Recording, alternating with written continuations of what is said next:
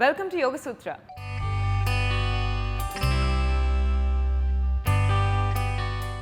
ఇవాల్టి యోగ సూత్రలో కృష్ణ గారు మనందరికీ ఏ ఆసనం పరిచయం చేయబోతున్నారో చూద్దాం.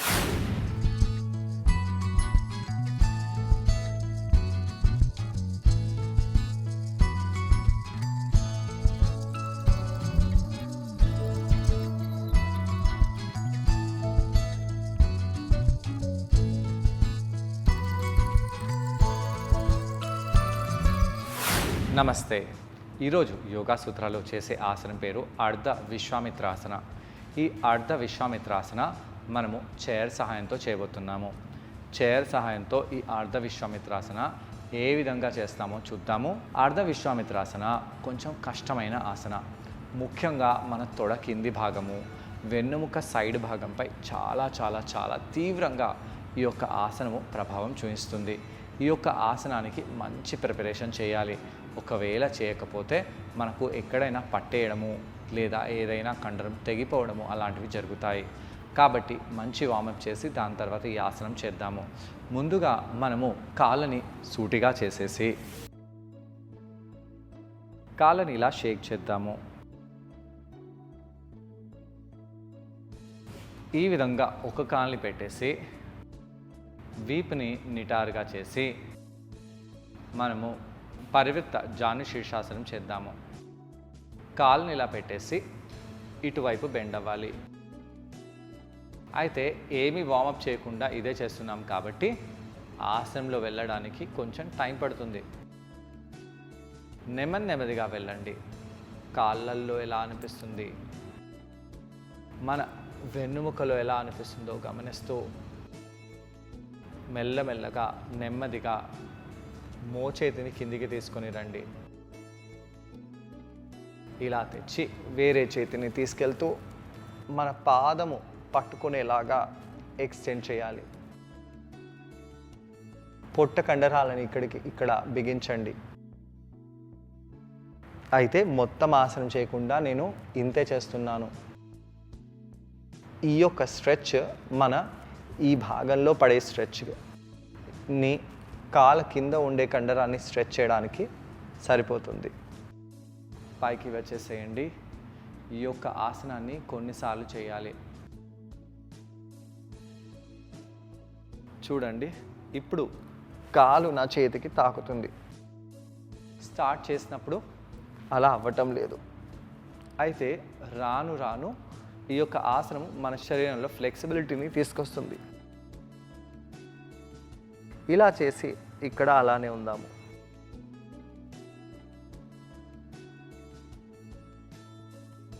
ఛాతీని ఓపెన్ చేస్తూ ఉండాలి.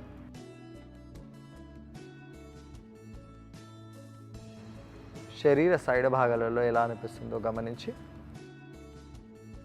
నెమ్మదిగా పైకి వచ్చేసేయండి.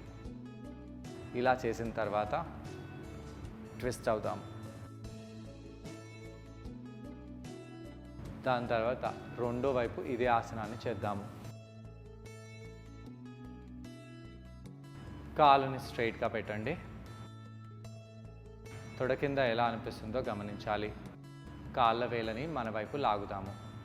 శ్వాస తీసుకుంటూ శ్వాసని వదిలేస్తూ ఇక్కడ అలానే ఉండండి. ఏ వార్మప్ లేకుండా చేస్తున్నాము కాబట్టి తొడ కింద ఈ కండరము వార్మప్ అవ్వడానికి టైం పడుతుంది. ఎప్పుడైతే మనకు ఈ కండరము ఫ్లెక్సిబుల్గా అవుతుందో, ఇక మనము కిందికి వెళ్ళగలుగుతామో అనిపిస్తుందో నెమ్మదిగా ఇలా పైకి వస్తూ ఇలా బెండ్ అవుతూ ఛాతిని ఇలా ఓపెన్ చేస్తూ ఉండండి. ఇలా బెండ్ అవుతూ ఈ చేతిని ఈ విధంగా తీసుకెళ్ళాలి. ఇలా సైడ్ భాగాలలో స్ట్రెచ్ చేస్తూ పాదాన్ని తాకేలాగా పెట్టాలి. అయితే చాలామంది ఈ విధంగా తప్పులు చేస్తారు. తలని ఇటు పెట్టేసి చేతిని ఇలా పట్టుకుంటారు. ఇలా పట్టుకోవడంతో మనకు ఏమీ లాభం లేదు. మన చెయ్యి కాలుకి తాకకపోయినా కానీ తాకకున్నా పర్వాలేదు. ఈ విధంగా మనం బెండ్ అవ్వాలి.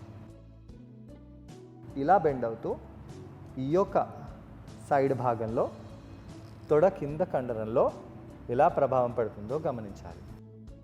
పైకి వచ్చేసేయండి. ఇలాంటి వార్మప్ నెమ్మదిగా కొన్నిసార్లు చేయాలి. అలా చేసి పైకి వచ్చేసి ఈ చైర్ని ఇలా పెట్టేద్దాము. చైర్ని ఇలా పెట్టేసి కుడి కాలుని చైర్పై పెట్టండి. ఇలా పెట్టేసి ఇక్కడే ఉండవచ్చు. ఇలా ఉన్నా మన చైర్ కింది కండరంపై ప్రభావం పడుతుంది. కాదు అవ్వటం లేదు అంటే నిలబడి కూడా ఇలా బెండ్ అయిపోవచ్చు. నెమ్మదిగా ఇలా బెండ్ అవ్వండి. బెండ్ అయిపోయి కాలు కింద ఉండే ఈ కండరంపై ఎలాంటి ప్రభావం పడుతుందో గమనించాలి.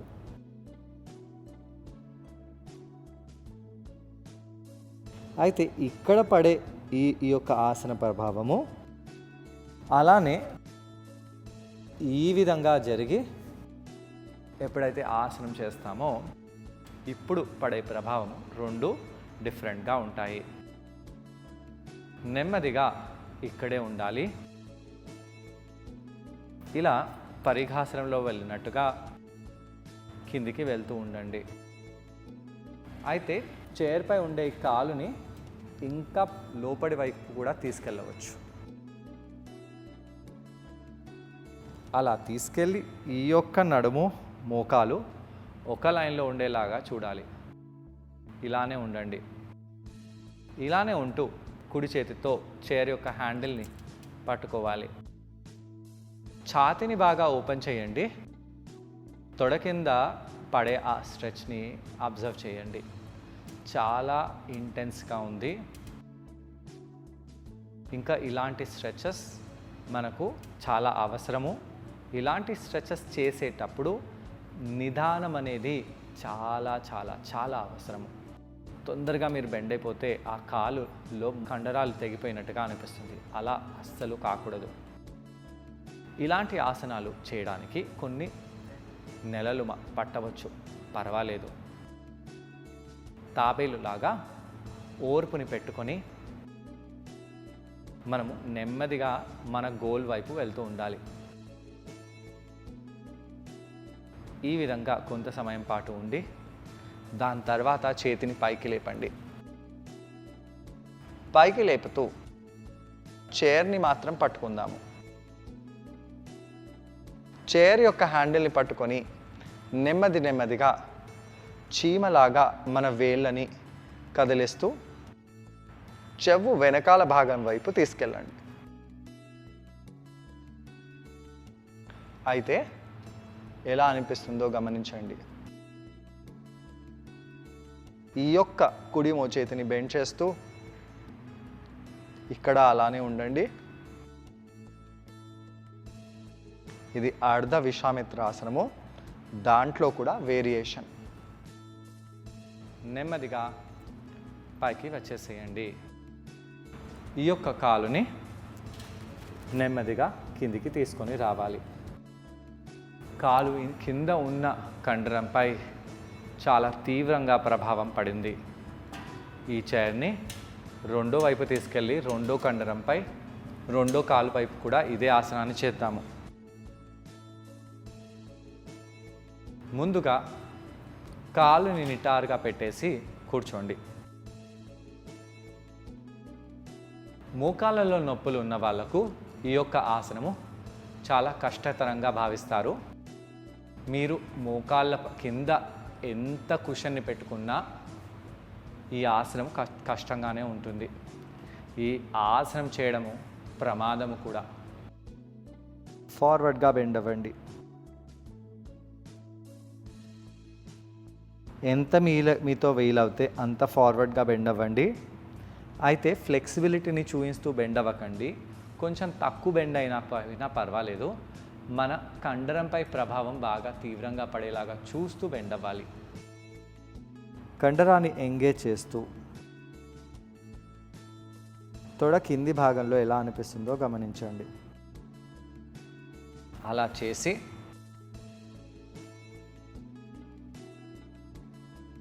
ఈ విధంగా కాలుని పెట్టండి. ఈ విధంగా కాలుని తెచ్చి పెట్టేసి సైడ్ వైపు బెండ్ అవ్వాలి. కాలు కింద ఎలా అనిపిస్తుందో గమనిస్తూ ఉండండి. కిందికి వెళ్ళండి. ఆపోజిట్ చేయిని తీసుకెళ్ళి చైర్ హ్యాండిల్ తాకేలాగా చూడాలి. నెమ్మదిగా చేతిని చెవు వెనకాల వైపు తీసుకెళ్తూ ఇలా హ్యాండిల్ని తాకండి. ఇదే అర్ధ విశ్వామిత్రాసన. చాలా నెమ్మదిగా ఆసనం నుంచి బయటికి రావాలి. లేదా ఈ యొక్క భాగంలో ఉండే కండరము ఈ యొక్క భాగంలో ఉండే కండరము తెగిపోవడము, గాయం అవ్వడము అయ్యే రిస్క్ ఉంటాయి. ఇలా ఆసనం చేసి కొంత సమయం పాటు వజ్రాసనంలో హాయిగా కూర్చోవాలి. ఈ ఆసనాన్ని ట్రై చేయడానికి కృష్ణ గారితో పాటు నేను కూడా జాయిన్ అవబోతున్నాను. మా ఇద్దరిని చూసి ఈ ఆసనాన్ని మీరు కూడా ట్రై చేయండి. నమస్తే. ఈరోజు యోగా సూత్రాలు చేసే ఆసనం పేరు అర్ధ విశ్వామిత్రాసన. అర్ధ విశ్వామిత్రాసనంలో మనము చైర్ సహాయాన్ని తీసుకుని ఈ ఆసనం చేయబోతున్నాము. ఈ ఆసనము మన హ్యామ్స్ట్రింగ్ కండరానికి, అలానే ఈ సైడ్ భాగంలో ఉండే వీపు కండరానికి చాలా చాలా చాలా మంచిది. అలానే ఆ యొక్క కండరాలలో అతి తీవ్రంగా స్ట్రెచ్ని తీసుకొస్తుంది. మోకాళ్ళల్లో ప్రాబ్లం ఉన్నవాళ్ళు ఈ ఆసనాన్ని స్కిప్ చేయాలి, లేదా మోకాళ్ళ కింద ఏదైనా మంచి కుషన్ని పెట్టుకొని దాని తర్వాత ఈ ఆసనాన్ని చేయండి. ముందుగా మనము కొన్ని ఆసనాలని వార్మప్గా చేసి దాని తర్వాత ఈరోజు చేసే ఆసనాన్ని చేద్దాము. కింద కూర్చోండి, జాను శీర్షాసనం చేద్దాము. కాలుని స్లాంట్గా ఒక సైడ్లో తీసుకెళ్ళండి. తీసుకెళ్ళి ఈ విధంగా కూర్చుందాము. ఇప్పుడు మనము మన కుడి మోచేతిని తొడ లోపలి భాగంలో తెచ్చిపెట్టేసేయాలి. నడుములో ఎలా అనిపిస్తుందో గమనించండి. ఛాతీని బాగా ఎడమవైపు చూస్తూ స్ట్రెచ్ చేయాలి. వెన్నుముక్కలో ఎలా అనిపిస్తుందో గమనించండి. కాళ్ళ వేలని మన వైపు లాగుతూ ఉండండి. ఇప్పుడు నెమ్మదిగా ఆ యొక్క ఎడమ చేతిని పైకి చేస్తూ చేస్తూ చేస్తూ కుడి కాలు వైపు తీసుకెళ్ళండి. అయితే మన చెయ్యి చెవికి తాకకూడదు. కాలుని తాకడానికి ప్రయత్నించకుండా స్ట్రెచ్ని మీరు అబ్జర్వ్ చేయండి. పైకి వచ్చేసేయండి. మళ్ళీ ఇదే ఆసనాన్ని చేద్దాము. ఈ యొక్క ప్రక్రియని 2 నుంచి 3 సార్లు లేదా 5 సార్లు కూడా చేయవచ్చు. రెండోసారి చేసినప్పుడు మన ఫ్లెక్సిబిలిటీ ఎక్కువ అయిపోయి ఆ చెయ్యి కాలుకి తాకడానికి ఈజీగా ఉంటుంది. అలానే ఉండండి. ఎడమవైపు ఎలాంటి స్ట్రెచ్ మనకు లభిస్తుందో గమనిస్తూ ఉండాలి. నెమ్మదిగా పైకి వచ్చేసేయండి. మూడోసారి మన తొడ కింది భాగంలో కూడా బాగా స్ట్రెచ్ వచ్చేలాగా చూస్తూ ఈ యొక్క ఆసనంలో ఉండాలి. దాని తర్వాత నెమ్మదిగా పైకి వచ్చేసి రెండో వైపు ఇదే ఆసనాన్ని చేద్దాము. ఎడమ కాల్ని స్ట్రెచ్ చేయండి. కుడి పాదాన్ని ఎడమ తొడకి ప్రెస్ చేద్దాము. వీపుని నిటారుగా చేయండి. కాళ్ళ వేళ్ళని మన వైపు లాగాలి. ఎడమ మోచేయిని కిందికి తాకించి ఛాతిని బాగా కుడివైపు ఎక్స్పాండ్ చేయాలి, ఓపెన్ చేయాలి. ఆ కుడి చేతిని పైకి చేసి ఎక్స్టెండ్ చేయండి. శ్వాస తీసుకుంటూ శ్వాసని వదిలేస్తూ ఇక్కడ కొంత సమయం పాటు ఉండి నెమ్మదిగా పైకి వచ్చేయాలి. ఇదే ఆసనాన్ని మళ్ళీ చేద్దాము.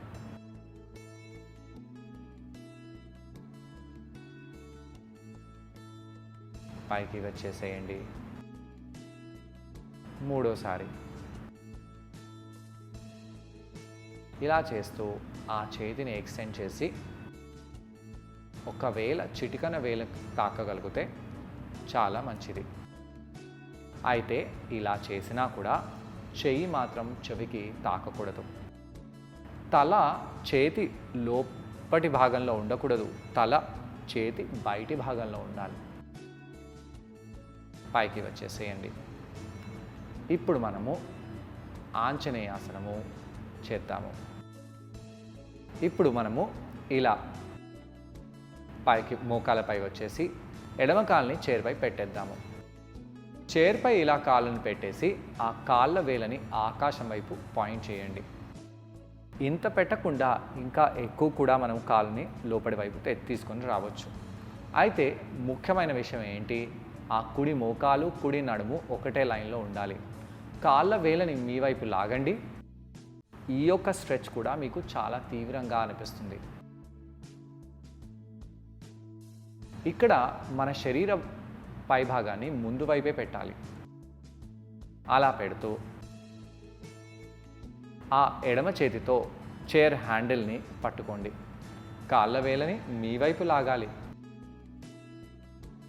ఛాతీని బాగా ఎక్స్పాండ్ చేసి ఓపెన్ చేయండి. ఇప్పుడు కుడి చేతిని నెమ్మదిగా ఆకాశం వైపు తీసుకెళ్తూ చైర్ వైపు తీసుకెళ్ళాలి. అలా ఎక్స్టెండ్ చేయండి. కాలులో ఎలా అనిపిస్తుందో గమనించండి. ఫోర్స్గా ఆసనాన్ని చేయకండి. మీ శరీరాన్ని ఎంత మీకు వీలిస్తుందో అంత మాత్రమే కిందికి వెళ్ళండి. పెయిన్ఫుల్ ఎక్స్పీరియన్స్ తెచ్చుకోకూడదు, కానీ స్ట్రెచ్ డీప్గా ఉండాలి. కాళ్ళల్లో ఉండే ప్రతి ఒక్క కండరాన్ని మీ వైపు లాగుతూ బిగిస్తూ నెమ్మదిగా చేయితో ఆ చైర్ పైనున్న హ్యాండిల్ని పట్టుకోవచ్చు. అలా పట్టుకొని ఇక్కడ అలానే ఉండండి. ఇదే విశ్వామిత్ర ఆసనము. నెమ్మదిగా సునాయాసంగా పైకి వచ్చేసేయండి. ఇదే ఆసనాన్ని రెండో వైపు కూడా చేద్దాము. కుడి కాల్ని చైర్లో పెట్టేసేయండి. కాళ్ళ వేలని మన వైపు లాగాలి.